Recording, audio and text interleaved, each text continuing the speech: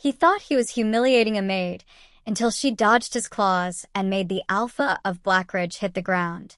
If one human punch can shake an entire werewolf kingdom, what happens when they find out who trained her? Before we begin, share where you're watching from in the comments, and when the story concludes, give it a rating from 0 to 10. Ready? Let's get started. The village of Blackridge woke to the smell of bread and iron. Smoke curled from the bakery chimneys while the blacksmith's hammer rang against steel, echoing off the stone walls of the castle that loomed above them all. This was werewolf territory, a stronghold where strength ruled and weakness invited ruin. Naoma Faircroft moved through the village square with practiced invisibility. Her maid's uniform was simple, a cream-colored dress with a worn leather belt, a headband keeping her hair neat. She carried a wooden bucket filled with fresh water, serving the merchants and townsfolk who gathered for the morning market. No one noticed her. That was exactly how she wanted it. But beneath the docile exterior, her movements betrayed something else. The way she carried the bucket, balanced, centered. The precision of her footwork as she navigated the crowded square. The controlled steadiness of her breathing. These were not the habits of a simple maid.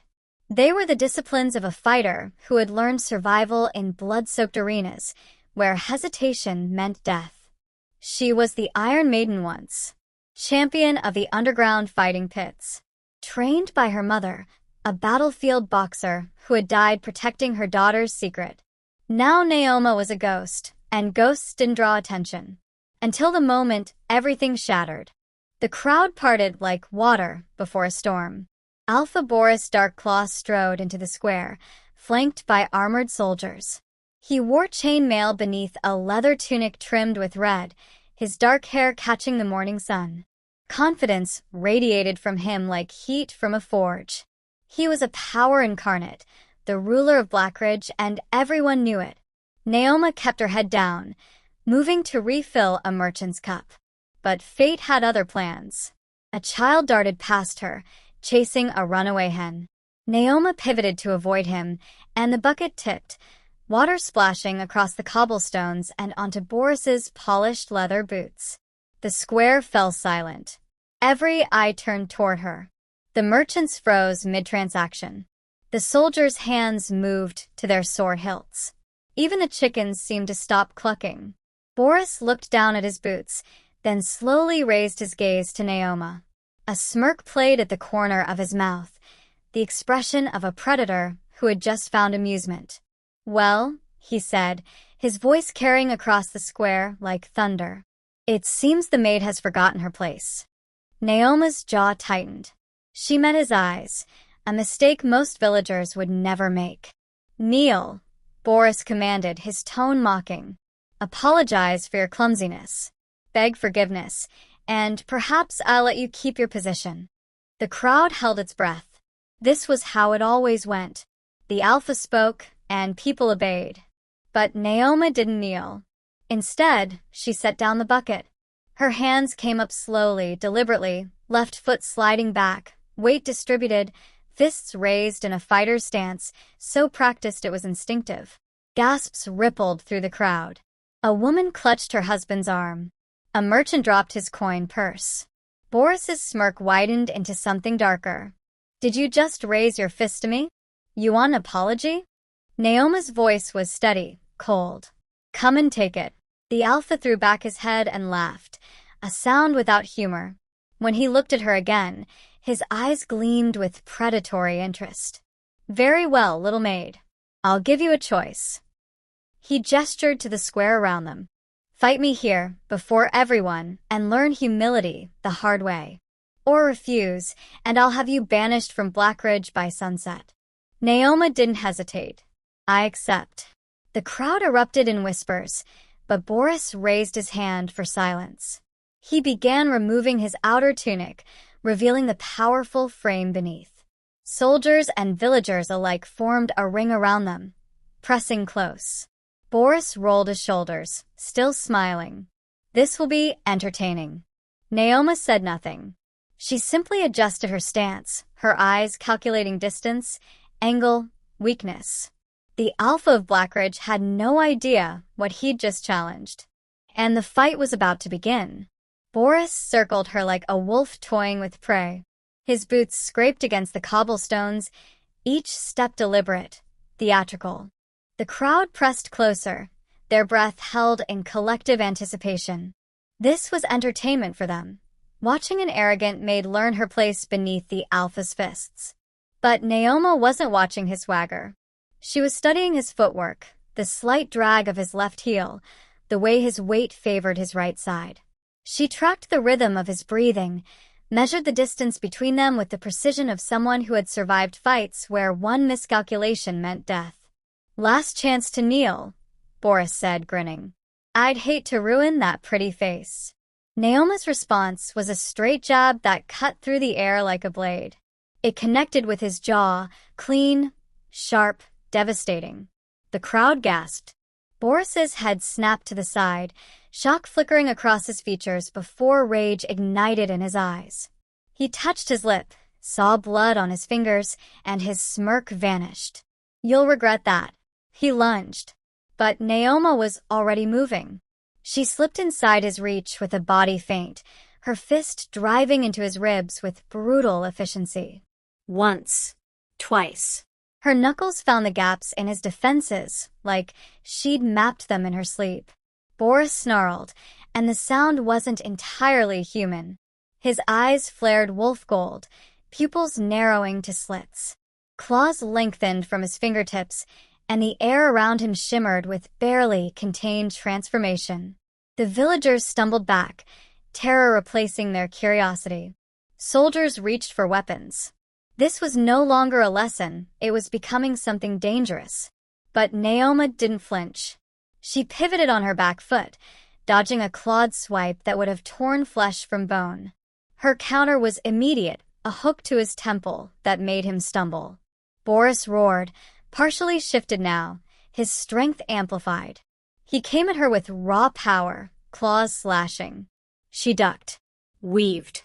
Her movements were water flowing around stone. Every punch she threw was disciplined, calculated. No wasted motion. No hesitation. The crowd erupted, some shouting in fear, others in awe. An Alpha was being matched blow for blow by a maid with no claws, no fangs, nothing but her fists and the ghost of a dead mother's training. Boris caught her wrist mid-strike, his clawed hand wrapping around her arm. For a heartbeat, victory gleamed in his eyes. Then Naoma twisted, using his grip as leverage. She drove her knee into his solar plexus, followed by an elbow to his chin that cracked like thunder. Boris staggered.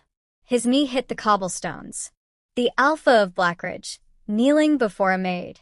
Silence fell like a guillotine blade. Naoma stood over him, breathing hard but steady, her fists still raised. Blood trickled from a split on her cheek, but her eyes burned with something fiercer than pain. Boris looked up at her, his wolf gold eyes slowly fading back to human brown. But instead of rage, something else flickered there. Fascination. Hunger. Recognition. He rose slowly, never breaking eye contact.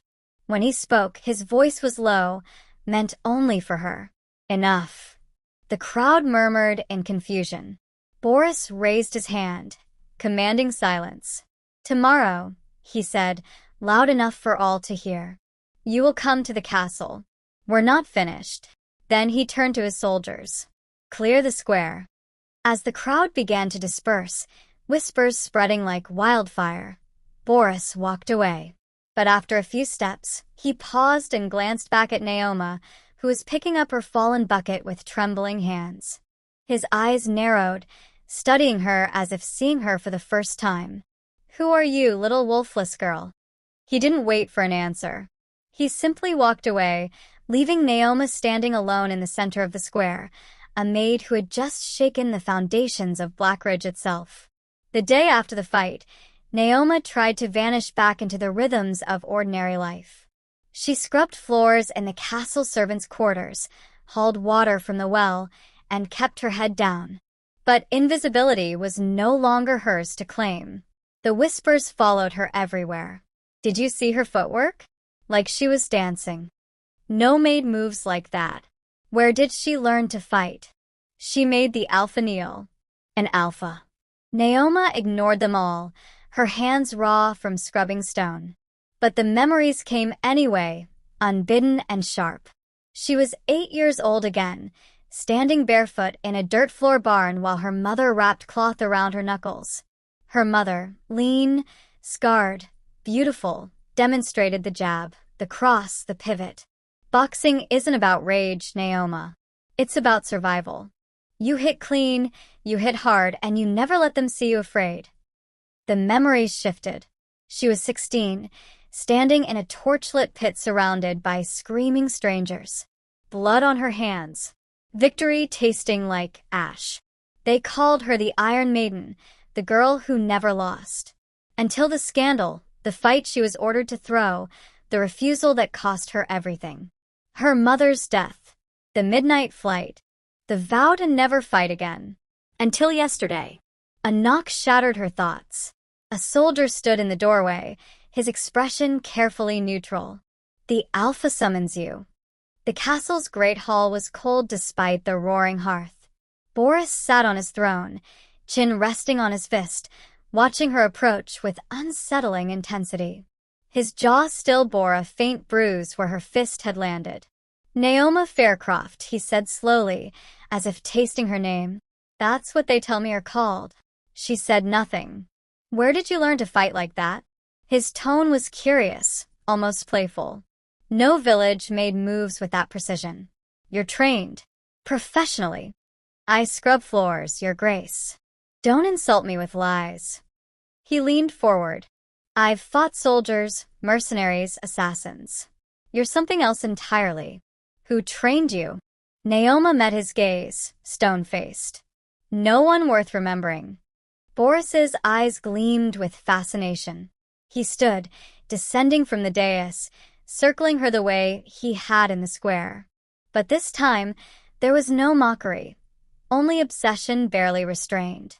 You intrigue me, little maid, and I don't like mysteries in my territory. From the shadows near the hall's entrance, another figure watched. Varen Darkclaw, the beta, Boris's younger brother. Where Boris was fire and arrogance, Varen was ice and calculation. His pale eyes tracked every word, every gesture. Something about the maid troubled him. That evening, Varen walked through the lower districts, questioning merchants, travelers, anyone who might know something useful. An old gladiator, half drunk in a tavern, mentioned rumors, whispers of a girl boxer from the forbidden fighting circuits. They called her the Iron Maiden. Undefeated. Disappeared years ago after some scandal. Probably dead. Varen's interest sharpened. He spent the next day sifting through his network of informants, pulling threads. Finally, in a dusty storage room filled with confiscated contraband, he found it. A warm poster, Edgefred, Inkfaded. It advertised an underground fight from 5 years ago. The sketch was crude but unmistakable, a young woman with fierce eyes, fists raised, hair pulled back. The caption read, The Iron Maiden, Undefeated Champion. Varen held the poster up to the light, comparing the sketch to his memory of the maid who had humiliated his brother. The resemblance was undeniable.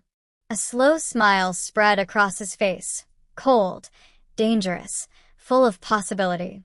Well, he murmured to the empty room. What secrets are you hiding, little maid?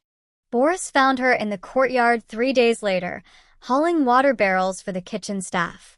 He appeared without warning, dismissing the other servants with a gesture. Spar with me. Naoma set down the barrel, wiping sweat from her brow. I have work to do, Your Grace. That wasn't a request, but his tone lacked its usual edge. If anything, he sounded almost eager. The castle training yard became their battlefield. Word spread quickly, and soldiers gathered to watch their alpha face the mysterious maid again. This time there were no crowds, no theatrics, just 2 fighters circling each other on packed dirt. Boris came at her differently now. No arrogance, no mockery. He was studying her, adapting, learning from their first encounter. But Naoma had spent years fighting opponents who evolved mid-match. She countered his adaptations with her own, her fists finding openings before he knew they existed. When the session ended, both were breathing hard. Boris's respect had deepened into something more dangerous, fascination. It became a pattern. He sought her out during weapon drills, asking her opinion on combat techniques.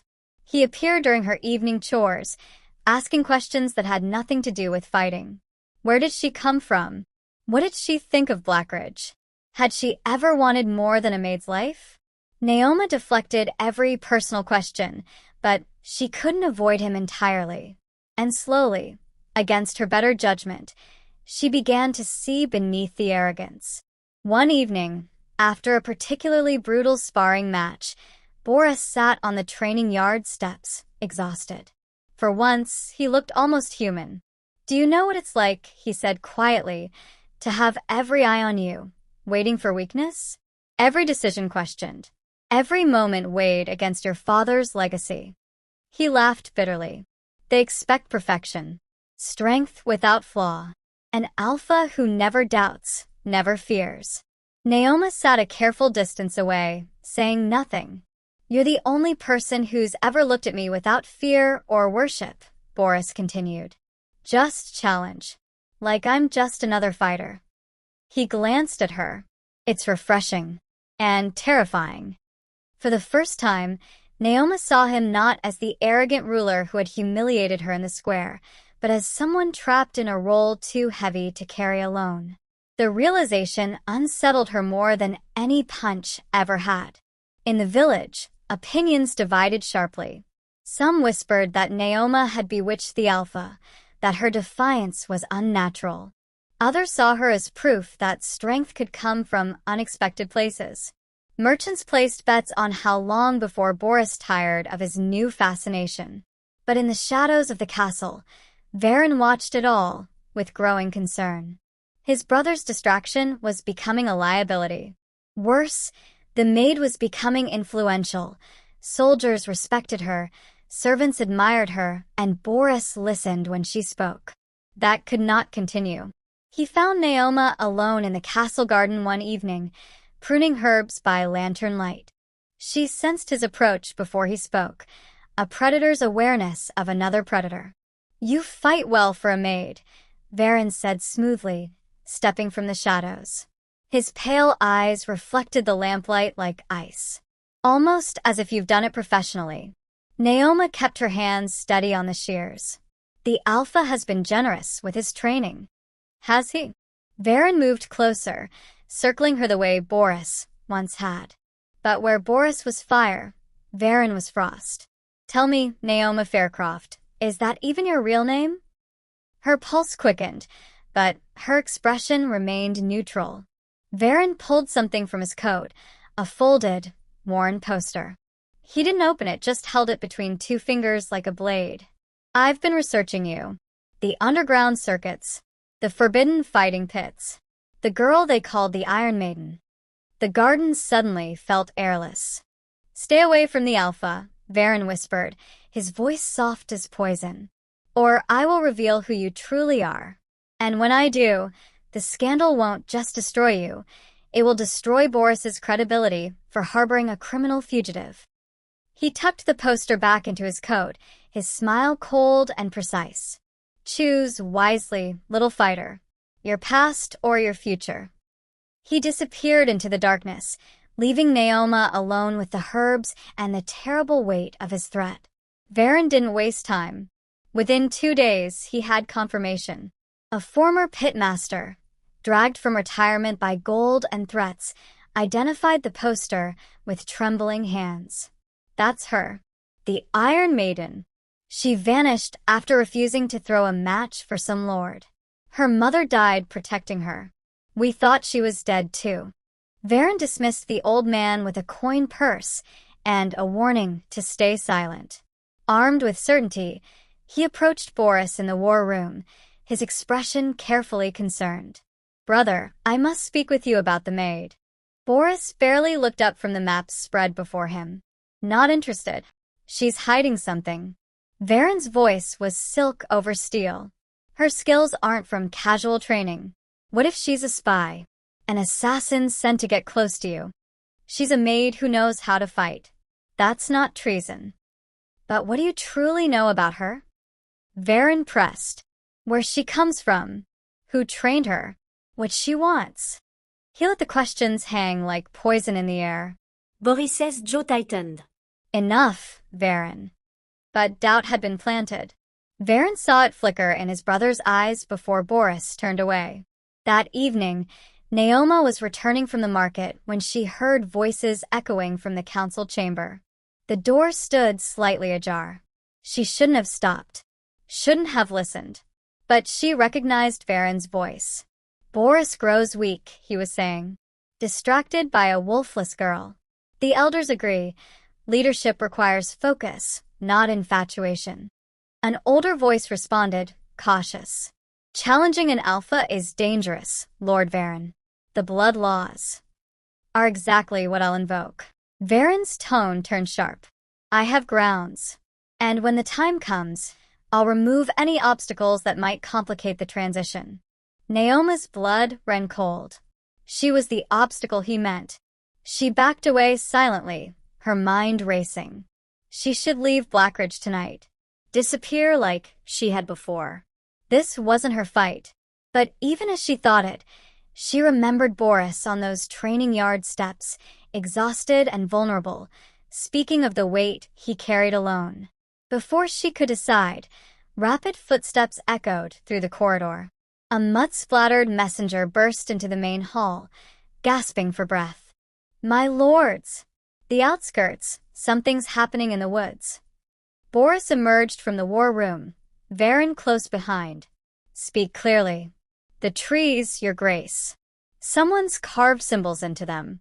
Dozens of them. All in blood. The messenger's hands shook. The hunters say they're old magic. Forbidden magic. Varen's expression remained perfectly neutral, but Naoma saw the flash of recognition in his eyes. Boris's voice turned deadly. What kind of symbols? The messenger swallowed hard.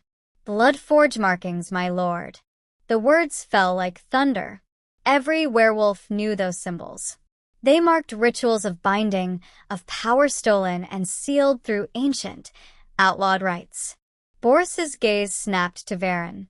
For the first time, suspicion darkened his features. And Naoma realized the game had just become far more dangerous than blackmail. Naoma couldn't sleep. The blood forge symbols haunted her thoughts. She'd seen markings like those before, carved into the dirt floors of underground arenas where fighters whispered of dark rituals that could bind a warrior's strength to another's will. Before dawn, she slipped into the village, seeking the one person who might have answers. Elder Thorn lived on the outskirts, exiled years ago for practicing forbidden magic. He answered her knock with suspicious, rheumy eyes. I need to know about Bloodforge packs, Naoma said, without preamble. Thorn's expression shifted from suspicion to fear. Why would a maid ask about such things? Because someone's using one. In these woods. Now. The old man hesitated, then gestured her inside. His cottage reeked of herbs and secrets. 15 years ago, Boris Darkclaw wasn't the strongest contender for Alpha. His brother Varen was more cunning, more ruthless. Boris needed power to claim the throne. So he made a pact, Naoma whispered. A Bloodforge binding. It gave him the strength he needed, but at a price. Thorn's voice dropped. Part of his power, his very will, was bound to another. The ritual requires a tether, someone who can command the Alpha when the binding words are spoken. Naoma's stomach turned. Varen. The pact can't be broken without both parties' consent. Or death. Thorn met her eyes. Your Alpha is a puppet who doesn't even know his strings can be pulled. The revelation shattered everything. Boris's strength, his authority, his arrogance, all built on a foundation of chains. She ran back to the castle, bursting into the great hall just as raised voices echoed off the stone walls. Boris stood before a semicircle of elders, his expression thunderous. Varen stood among them, calm as winter. Your judgment falters, brother, Varen was saying. You harbor a stranger whose past remains hidden. You neglect your duties for what? A maid who bested you in combat. Elder Garrett stepped forward. We question whether you still possess the strength to lead, Alpha Boris. Boris's hands clenched into fists. You dare. We dare because tradition demands it, Varen interrupted smoothly. He turned, his pale eyes finding Naoma in the doorway. And tradition offers a solution. A trial of strength.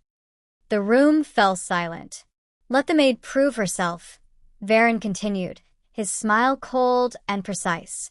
If she is truly innocent, let her fight to demonstrate her loyalty. If she survives, we'll know she poses no threat. Boris's eyes widened in understanding. Barin, no.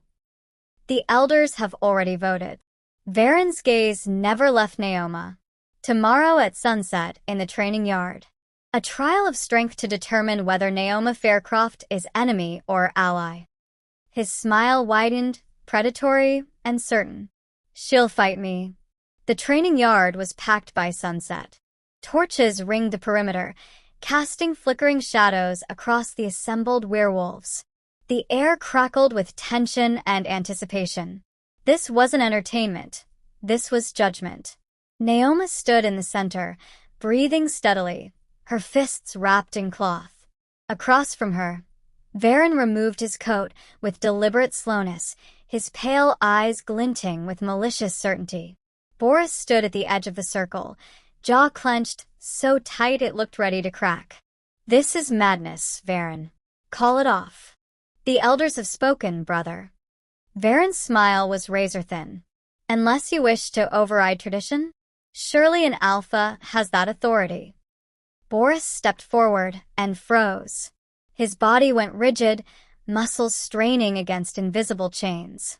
The Bloodforge Pact held him like iron shackles. He couldn't interfere, couldn't protect her. Their eyes met across the yard. In Boris's gaze, Naoma saw rage, helplessness, and something that looked dangerously like fear. Then Varen shifted. His body erupted into fur and muscle, bones cracking and reshaping. Within seconds, a massive silver wolf stood where the beta had been, twice Naoma's size, fangs bared, eyes burning with predatory intelligence. The crowd murmured. This wasn't a fair fight. It was an execution. Naoma raised her fists anyway. Varen lunged. She rolled sideways, his claws tearing through empty air. He was fast, terrifyingly fast. But speed without control was just violence wasted.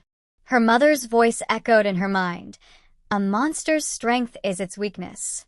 Let it waste itself.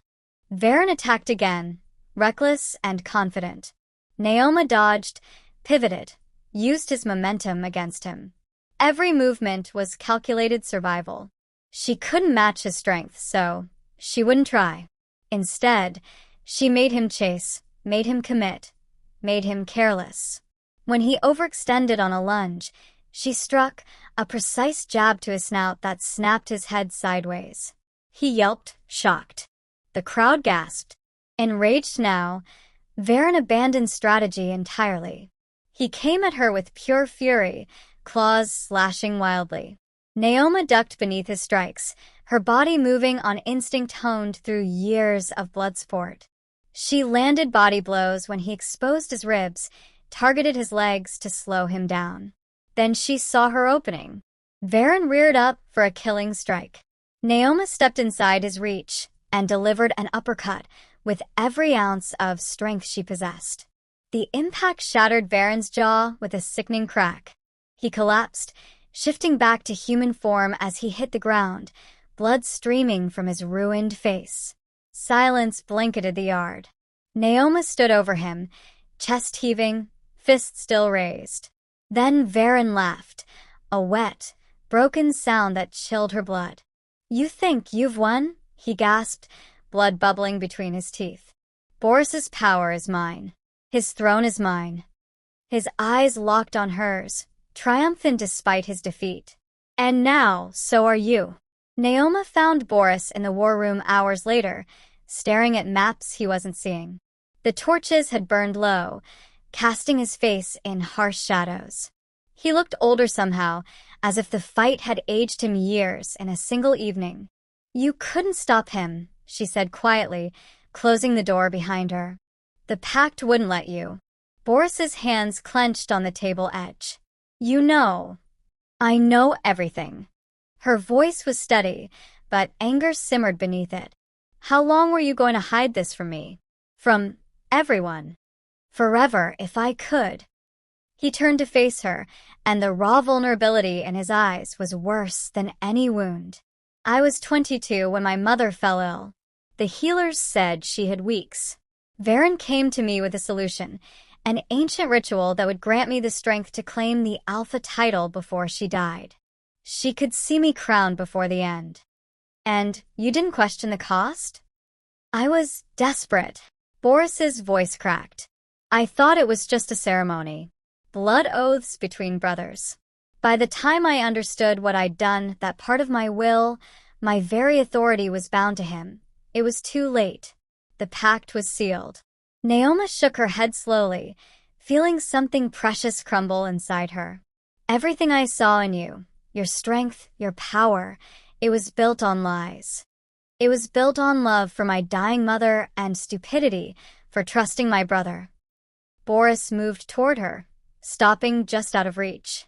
I've spent 15 years trying to find a way to break it. Every text, every scholar, every forbidden ritual. Nothing works without both parties' consent or death. Naoma finished. I'm not asking you to forgive me. His voice dropped to barely a whisper. But I'm asking you to stay, to help me find another way.